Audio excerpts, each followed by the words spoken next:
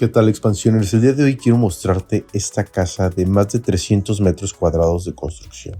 Tenemos un impresionante recibidor exterior, además amplios espacios sociales, jardín muy bien cuidado con pasillo de servicio, una cocina que no es cerrada ni abierta pero con mucho espacio de almacenamiento, y tenemos 3 habitaciones, 2 habitaciones secundarias con baño completo que se comunican a través de este pasillo distribuidor.